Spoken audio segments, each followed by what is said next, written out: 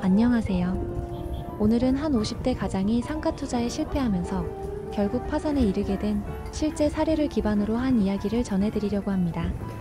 이 이야기는 단순한 실패담이 아니라 우리가 흔히 간과하는 투자 리스크와 선택의 무게에 대해 깊이 생각해볼 기회를 줄 수 있을 겁니다.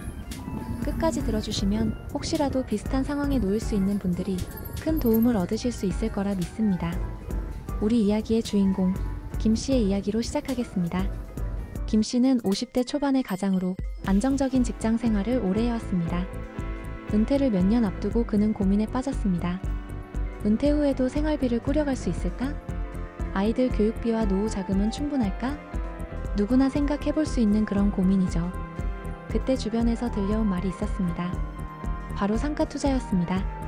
상가는 월세가 꼬박꼬박 나오니까 연금처럼 든든하다. 라는 지인들의 말은 김 씨의 마음을 흔들었습니다. 은행 이자는 너무 낮고 주식은 불안정해 보였기 때문에 상가는 마치 안정적인 수익의 상징처럼 보였습니다. 김 씨는 부동산 중개업소를 찾아다니며 상가를 알아봤습니다. 중개인은 이렇게 말했죠. 이 상가는 바로 옆에 대형 아파트 단지가 들어섭니다. 배후 수요가 확실하죠. 지금 사두시면 나중에 임대 수익이 보장됩니다. 거기에 시간이 지나면 상가 자체 가격도 오를 수 있기 때문에 투자한 돈을 회수할 때 더 큰 돈으로 회수 가능합니다.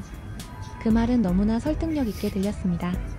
실제로 근처에 공사가 한창이었고 모델하우스에는 사람들이 북적였습니다. 김 씨는 마치 미래의 월세 수입을 미리 손에 쥔 것 같은 기분이 들었습니다. 결국 그는 평생 모아온 퇴직금과 대출을 더해 상가 한 칸을 분양받습니다. 그 순간만큼은 인생 재임하기 든든히 준비된 듯 보였습니다. 하지만 상가는 아파트와 달랐습니다. 아파트는 입주만 하면 기본적인 수요가 보장되지만 상가는 입점할 상인이 있어야만 수익이 발생합니다. 김 씨가 투자한 상가는 준공이 끝나고 아파트 입주도 시작됐지만 생각처럼 점포들이 채워지지 않았습니다. 처음 몇 달은 조금만 기다리면 된다. 라고 스스로를 위로했습니다.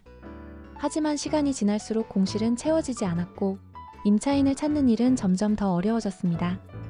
몇 번 문의는 있었지만 조건이 맞지 않거나 임대료를 크게 낮춰야 한다. 라는 이야기가 대부분이었습니다. 김 씨는 처음 몇 달 동안은 버틸 수 있었습니다. 하지만 상가는 은행 대출로 마련한 것이었기 때문에 매달 나가는 이자만 해도 적지 않았습니다. 상가 대출이자만 매월 200만 원이 넘었죠. 게다가 집에서 나가는 생활비는 그대로였죠. 아내와의 대화도 점점 무거워졌습니다. 여보, 언제쯤 월세가 들어올까? 이렇게 가면 생활이 버겁잖아. 김 씨는 애써 괜찮다고 말했지만 속은 점점 타들어갔습니다. 월세 수입은 없는데 나가는 돈은 눈덩이처럼 불어나고 있었습니다. 은행 이자에 고정비로 관리비까지 내야 했으니 말이죠. 몇 번이나 상가 임대료를 낮추려 했지만 임차인을 찾는 건 여전히 쉽지 않았습니다. 비슷한 상황에 놓인 주변 상가들도 마찬가지였습니다. 배후 단지는 있었지만 생각보다 상권이 활성화되지 않았던 겁니다. 김 씨는 결국 생활비를 메우기 위해 또 다른 대출을 받았습니다. 이자가 이자를 부르는 악순환이 시작된 것이죠. 한때는 든든한 가장이었지만 이제는 매일 은행에서 걸려오는 전화에 가슴이 철렁 내려앉는 날들의 연속이었습니다.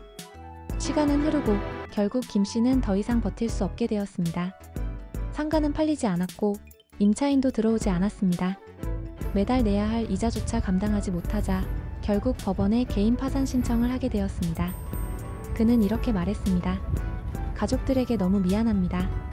그저 안정적인 수익을 얻고 싶었을 뿐인데 내 선택이 가족들을 힘들게 만들었습니다. 김 씨의 이야기는 결코 남의 일이 아닙니다. 실제로 많은 분들이 상가 투자에 뛰어들면서 연금 같은 월세를 꿈꿉니다. 하지만 상가는 아파트와 달리 상권 분석, 입지, 임차인 수요 등 변수가 너무 많습니다. 특히 대출을 끼고 무리하게 들어가면 공실 몇 개월이 곧 파산으로 이어질 수도 있습니다. 우리가 배워야 할 교훈은 분명합니다. 첫째, 안정적인 수익이라는 말은 늘 현실과 차이가 있을 수 있다는 점. 둘째, 투자에는 반드시 리스크가 따른다는 점. 셋째, 노후를 위한 자산 운용은 안정과 수익성을 동시에 고려해야 한다는 점입니다. 오늘 전해드린 김 씨의 이야기가 다소 무거웠을 수도 있습니다. 하지만 이런 사례를 통해 누군가는 같은 실수를 반복하지 않을 수 있다면 그것만으로도 의미가 있을 거라 생각합니다. 여러분은 상가 투자에 대해 어떻게 생각하시나요? 댓글로 여러분의 의견을 나눠주시면 함께 이야기 나눌 수 있으면 좋겠습니다. 오늘도 시청해주셔서 감사합니다. 다음 영상에서 또 뵙겠습니다.